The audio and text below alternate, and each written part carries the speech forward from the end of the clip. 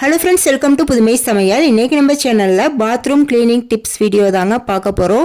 நம்ம வீட்லேயே க்ளீன் பண்ணுறதுக்கு ரொம்ப கஷ்டமான ஒரு இடம் அப்படின்னு பார்த்தீங்கன்னா அது பாத்ரூம் தாங்க. நம்ம வீக்லி ஒன்ஸ் கண்டிப்பாக க்ளீன் பண்ணிடணும். அப்படி நம்ம ஒரு வாரம் விட்டால் கூட அந்த பாத்ரூம் ரொம்ப உப்பு கரை பிடிச்சி அதுக்கப்புறம் நம்ம தேய்ச்சி க்ளீன் பண்ணுறதுக்கே ரொம்பவே கஷ்டமாயிருங்க. நம்ம கை வலிக்க தேய்க்க வேண்டியதாக இருக்கும். அதே சமயம் பார்த்தா கடைகளில் வாங்குகிற டாய்லெட் பாத்ரூம் கிளீனர் போட்டு நம்ம யூஸ் பண்ணும்போது அது நம்ம உடம்புக்கும் அவ்வளோ நல்லது இல்லைங்க. அதில் ஆசிட் கலந்துருப்பாங்க. அந்த மாதிரி இல்லாமல் நம்ம வீட்டில் நம்ம தூக்கி போடக்கூடிய பொருளை வச்சு சூப்பராக பாத்ரூம் கிளீனர் நம்ம ரெடி பண்ணி ரொம்ப கை வலிக்க தேய்க்காமல் ரொம்ப ஈஸியாக எப்படி க்ளீன் பண்ணுறது அப்படிங்கிறத உங்களுக்கு சொல்லியிருக்கேன். இந்த வீடியோ உங்களுக்கு ரொம்ப பயனுள்ளதாக இருக்கும். இந்த கிளீனர் போட்டு நீங்கள் பாத்ரூம் க்ளீன் பண்ணும்போது பாத்ரூம் டைல்ஸ் ஆகட்டும், அதுக்கப்புறம் சுவரில் உள்ள டைல்ஸ் எல்லாமே சூப்பராக பளிச்சுன்னு போயிடும். நமக்கு எந்த ஒரு சைடு எஃபெக்ட்டுமே இருக்காது. கண்டிப்பாக ட்ரை பண்ணி பாருங்கள். வீடியோவை ஸ்கிப் பண்ணாமல் பாருங்கள். ஓகே, வாங்க சூப்பரான வீடியோக்களை போய் பார்க்கலாம்.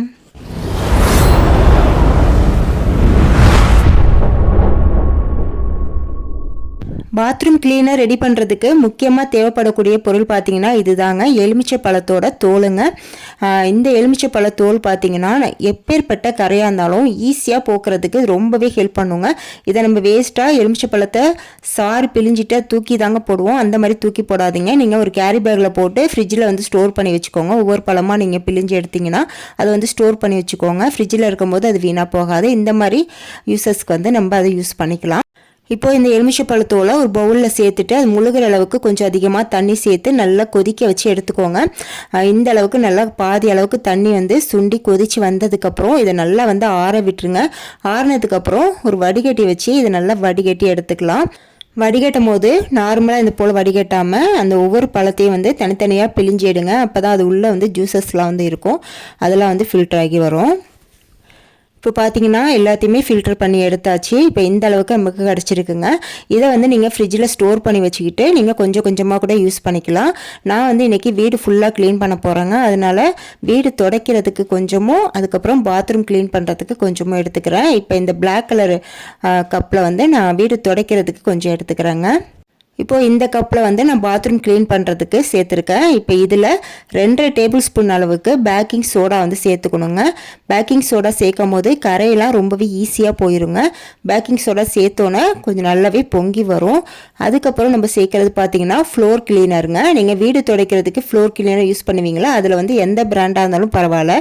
அதுலேருந்து ஒரு 2 மூடி அளவுக்கு சேர்த்துக்கோங்க. இப்போ இது 3த்தையுமே சேர்த்து நல்லா மிக்ஸ் பண்ணிக்கோங்க. அவ்வளோதாங்க, நம்மளோட சூப்பரான பாத்ரூம் கிளீனர் ரெடி ஆயிடுச்சு. இப்போ நம்ம பாத்ரூம் க்ளீன் பண்ண ஸ்டார்ட் பண்ணிடலாம். இப்போ என்னோடய பாத்ரூமை பாருங்கள், எந்த அளவுக்கு ரொம்ப உப்பு கரை படிஞ்சு ரொம்ப அழுக்காக இருக்குங்க. நான் வீக்லி ஒன்ஸ் க்ளீன் பண்ணிடுவேன். வீடியோக்காக ஒரு 2 வீக்ஸாக விட்டுட்டேன்.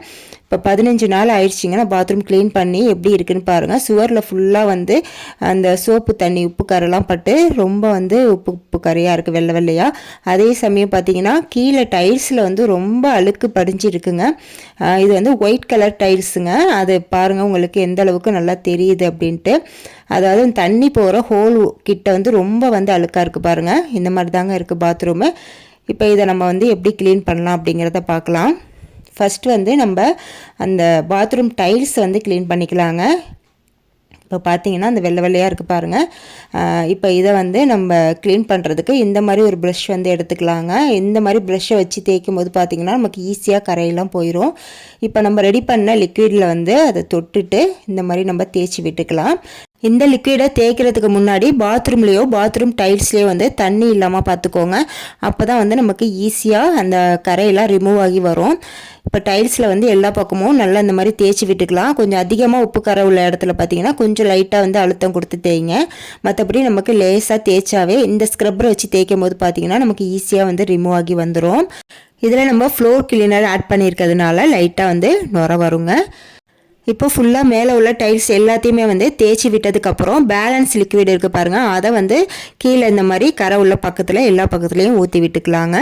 ஊற்றி விட்டுட்டு இதை ஒரு 2 நிமிஷம் மட்டும் ஊற விடுங்க. ரொம்ப நேரம் ஊற விடணும் அப்படிங்கிற அவசியம் இல்லை. 2 நிமிஷம் கழித்து நம்ம இந்த மாதிரி ஒரு ஸ்க்ரப்பர், அதாவது நின்றுக்கிட்டே தேய்க்கிற மாதிரி இருக்குங்க இந்த ஸ்க்ரப்பர். இது மாதிரி தேய்க்கும் போது நமக்கு இடுப்பு வலியும் இருக்காது.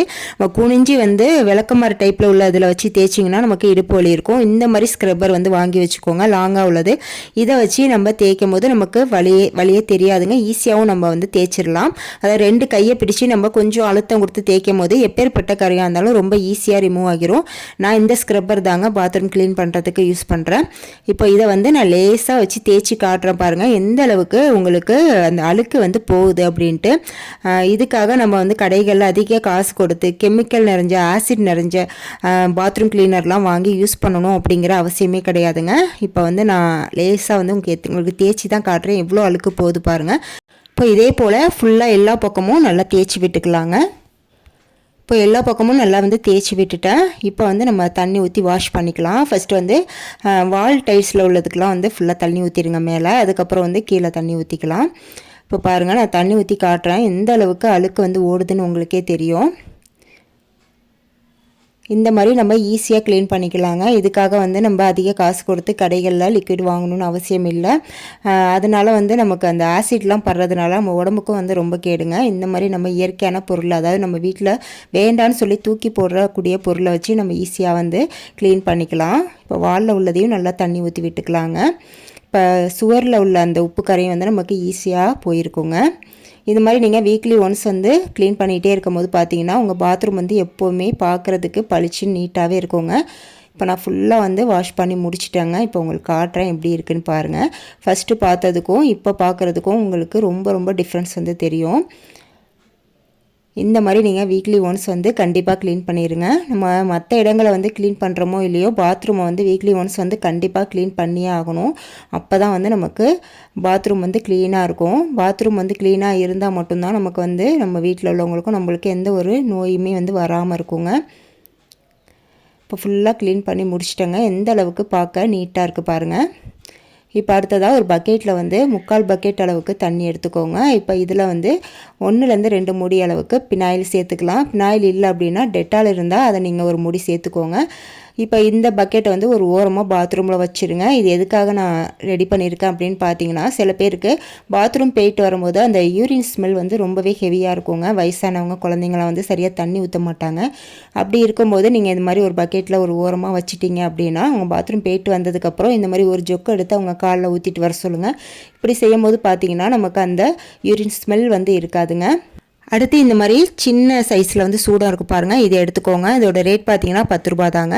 இப்போ இந்த பாக்கெட்டை வந்து சூடத்தை நல்லா நுணுக்கி எடுத்துக்கலாம். நம்ம அப்படியே போடும்போது நம்ம கையில் வந்து நுணுக்கி விட்டு போடுற மாதிரி இருக்கும். நீங்கள் இது மாதிரி ஃபஸ்ட்டே நுணுக்கிட்டு அதுக்கப்புறம் நம்ம சேர்க்கும் போது ஈஸியாக அது வந்து கரைஞ்சிருங்க. ஃபுல்லாக இந்த மாதிரி நுணுக்கி விட்டதுக்கப்புறம் நீங்கள் ஒரு டப்பாவில் போட்டு ஸ்டோர் பண்ணி வச்சுக்கோங்க. நமக்கு தேவைப்படுறப்ப எடுத்து யூஸ் பண்ணிக்கலாம். இப்போ நம்ம ஃபஸ்ட்டு ஒரு பிளாக் கலர் பவுலில் வந்து அந்த எலுமிச்சைப்பழ ஜூஸ் வந்து எடுத்து வச்சுருந்தோம் பாருங்கள். அந்த ஜூஸில் வந்து இந்த கற்பூரத்தில் வந்து 1 டீஸ்பூன் அளவுக்கு பொடி வந்து சேர்த்துக்கோங்க. அடுத்து பேக்கிங் சோடாவில் வந்து ஒரு 1/2 டீஸ்பூன் அளவுக்கு மட்டும் சேர்த்துக்கோங்க போதும். இப்போ இது மூணுத்தையுமே சேர்த்து நல்லா வந்து மிக்ஸ் பண்ணிக்கோங்க. அடுத்து ஒரு பக்கெட்டில் 1/2 பக்கெட் அளவுக்கு தண்ணி வந்து எடுத்துக்கலாங்க. இப்போ இதில் நம்ம ரெடி பண்ண லிக்விடாக சேர்த்துக்கலாம். சேர்த்துட்டு அடுத்ததாக ஒரு பொருள் சேர்க்க போகிறோங்க. என்னென்னு பார்த்தீங்கன்னா ஷாம்பு தாங்க. நம்ம வந்து என்ன ஷாம்பு யூஸ் பண்ணுறோமோ எந்த பிராண்டாக இருந்தாலும் பரவாயில்ல, அதுலேருந்து வந்து ஒரு டீஸ்பூன் அளவுக்கு மட்டும் சேர்த்துக்கோங்க. ஷாம்பு சேர்க்கும் போது பார்த்தீங்கன்னா நமக்கு டைல்ஸ் வந்து நல்லா பளபளன்னு இருக்குங்க. அடுத்து பேக்கிங் சோடா லெமன் ஜூஸ் வந்து பார்த்தீங்கன்னா கரையை வந்து ஈஸியாக ரிமூவ் பண்ணி கொடுக்குங்க, கரை அழுக்கு எல்லாத்தையுமே. அடுத்து கற்பூரம் வந்து பொடி பண்ணி எதுக்கு சேர்த்தோம் அப்படின்னு பார்த்தீங்கன்னா, நம்ம வீட்டில் இந்த குட்டி குட்டி எறும்புகள்லாம் வந்து அந்த டைல்ஸ் ஓரத்தில் வந்து போய்கிட்டே இருக்குங்க, எறும்புலாம் இருக்கும் நிறையா. அந்த மாதிரி எறும்புகள் தொந்தரவு இல்லாமல் இருக்கிறதுக்கு தான் நம்ம வந்து கற்பூரம் சேர்க்குறோங்க. இந்த கற்பூரம் சேர்த்து வீடு துடைக்கும் போது பார்த்தீங்கன்னா எறும்பு பிரச்சனை இருக்கவே இருக்காதுங்க. அதே போல் பிரச்சனையும் இருக்காது, எறும்பு அது மாதிரி எதுவுமே வந்து வராதுங்க. இப்போ இதை வந்து நம்ம நல்லா வந்து மிக்ஸ் பண்ணிக்கலாம். மாப்பை வச்சு நல்லா வந்து மிக்ஸ் பண்ணி விட்டுக்கோங்க. நம்ம ஷாம்பு சேர்த்துருக்கிறதுனால அடியில் தங்கிரும். நல்லா இந்த மாதிரி மிக்ஸ் பண்ணிவிட்டு அதுக்கப்புறம் நம்ம துடைக்க ஆரம்பிக்கலாம்.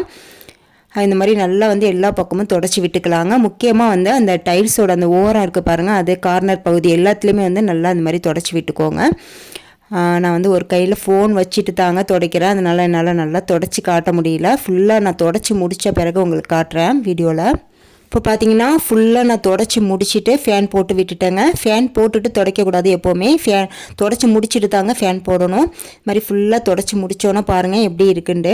நம்ம டைல்ஸ் வந்து அப்படியே ரொம்ப பளபளன்னு இருக்குங்க, நல்லா வந்து ஷைனிங்காக இருக்கும் நம்ம ஷாம்பு சேர்த்துருக்கிறதுனால. இப்போ இதோட பக்கெட் தண்ணியை பாருங்கள் எந்த அளவுக்கு நமக்கு அழுக்கு ரிமூவ் ஆக்கி வந்திருக்குண்டு. இதுக்கு வந்து நீங்கள் ஃப்ளோர் கிளீனர் வந்து ஆட் பண்ணணும் அப்படின்னா அவசியமே கிடையாதுங்க. இந்த மெத்தடில் நீங்கள் க்ளீன் பண்ணி பாருங்கள். உங்கள் டைல்ஸ் வந்து ரொம்ப பளபளன்னு இருக்கும், அதே சமயம் வந்து நல்ல நறுமணமாகவும் இருக்குங்க. அவ்வளோதாங்க, ஃபுல்லாக எல்லாத்தையும் க்ளீன் பண்ணி முடித்த பிறகு சூப்பராக வந்து சாம்பிராணி போட்டாச்சுங்க. இன்றைக்கி இந்த வீடியோவில் சொன்ன டிப்ஸ் உங்களுக்கு பயனுள்ளதாக இருந்திருக்கும்னு நினைக்கிறேன். எப்போவுமே வந்து நம்ம வீட்டில் வேஸ்ட்டுன்னு தூக்கி போடக்கூடிய பொருள் தாங்க நம்ம வீட்டை வந்து க்ளீன் பண்ணுறதுக்கு நமக்கு ரொம்பவே ஹெல்ப் பண்ணும். நான் எப்போவுமே வந்து இந்த எலுமிச்சைப்பழ தோலை வந்து வேஸ்ட் பண்ண மாட்டேன். இந்த மாதிரி தான் வந்து நான் யூஸ் பண்ணிக்குவேன். நான் அந்த எலுமிச்சைப்பழம் ஜூஸ் இருக்குது பாருங்கள், அதை வந்து இந்த மாதிரி டைல்ஸ் துடைக்கிறதுக்கு மட்டும் இல்லைங்க, நம்ம kitchen counter top, kitchen gas stove இதை வந்து க்ளீன் பண்ணுறதுக்குமே அது ரொம்ப யூஸ்ஃபுல்லாக இருக்கும். அது வந்து நீங்கள் ஸ்ப்ரே பாட்டிலில் போட்டு வச்சு லைட்டாக வந்து அடுப்பில் வந்து ஸ்ப்ரே பண்ணிவிட்டு நீங்கள் தொடச்சி எடுத்திங்கன்னா போதும், சூப்பராக வந்து பளிச்சுன்னு ஆயிருங்க. இந்த மாதிரி நீங்கள் யூஸ் பண்ணிக்கோங்க. எதையுமே வந்து வேஸ்ட்டு நீங்கள் கீழே போட வேண்டாம். ஓகே ஃப்ரெண்ட்ஸ், இந்த வீடியோ பிடிச்சிருந்தா மறக்காமல் ஒரு லைக் கொடுத்துருங்க. இது போல் நிறைய யூஸ்ஃபுல்லான வீடியோஸ் பார்க்க நம்ம புதுமை சமையல் சேனலை சப்ஸ்கிரைப் பண்ணி வச்சுக்கோங்க.